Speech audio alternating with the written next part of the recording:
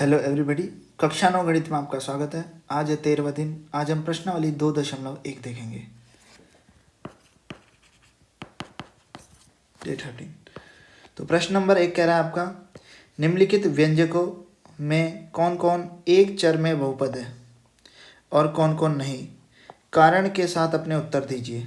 तो पहला देखते हैं। मैंने आपको बहुपदों को पहचानना बता रखा है। आपको देखना है कि जो घातांक है वो आपका पूर्ण संख्या है या नहीं है। तो यहाँ देख रहे हो आप, यहाँ पर जो चर है उसका घातांक पूर्ण संख्या है, तो यह एक बहुपद है।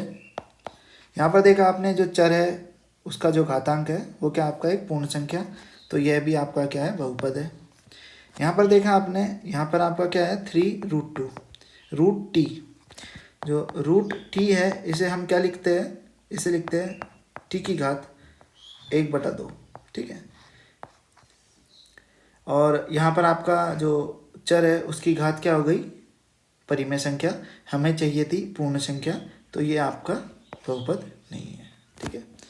अगर हम अगला देखें, यहाँ पर ये क्या लिखा है, y प्लस 2/y। इसे लिख सकते हैं हम y प्लस 2y की घात -1, ठीक है। मैंने आपको बताया 1/y को हम लिख सकते हैं y की घात -1। तो यहाँ से हमें पता चला कि यह क्या है, इसका जो चर है उसका जो घातांक है आपका पूर्णांक है। हमें चाहिए थी पूर्ण संख्या, तो यह भी आपका बहुपद नहीं है। अब ये देखा, यहाँ हमने देखा जो चर है उसका घातांक आपका क्या है, पूर्ण संख्या। परंतु हमसे पूछा गया कि एक चर में बहुपद कौन कौन है। यहाँ पर आपके 3 चर हो गए हैं, ठीक है। हमसे पूछा गया एक चर में, तो ये एक चर में बहुपद नहीं है, ठीक है। परंतु ये बहुपद है कितने चरों में, 3 चरों में या 3 वेरिएबल्स में। आई होप आप समझ गए होंगे। प्रश्न नंबर 2 देखते हैं। प्रश्न नंबर 2 कह रहा है, निम्नलिखित में से प्रत्येक में x² का गुणांक लिखिए। मैंने आपको बता रखा है, ठीक है। x² का गुणांक का मतलब x² के साथ किस संख्या की गुणा हो रखी है। पहले देखा हमने, तो यहाँ पर देखा x² के साथ कोई संख्या नहीं है, इसका मतलब x² के साथ 1 की गुणा हो रखी है। तो पहले में आपका क्या हो जाएगा, x² का गुणा 1। दूसरे में देखा आपने कि जो x² है उसके साथ माइनस लगा हुआ है, इसका मतलब इसके साथ -1 की गुणा हो रखी है। तीसरे में देखा हमने x², इसके साथ π/2 की गुणा हो रखी है। चौथे में देखा हमने x के साथ आपकी √2 की गुणा हो रखी है। तो ये इनके क्या हो गए, गुणांक।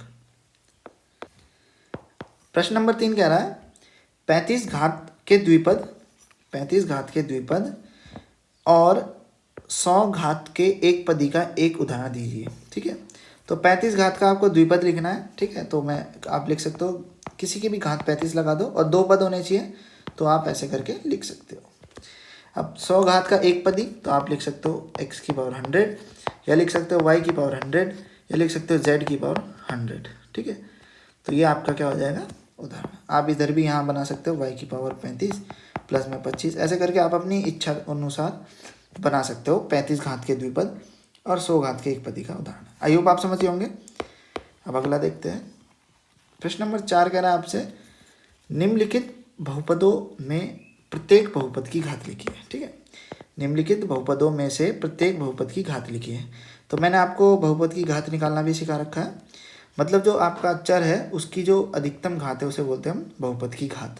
तो इसमें हमने देखा चर क्या है, x की अधिकतम घात है आपकी 3, तो इसमें बहुपद की घात हो जाएगी 3।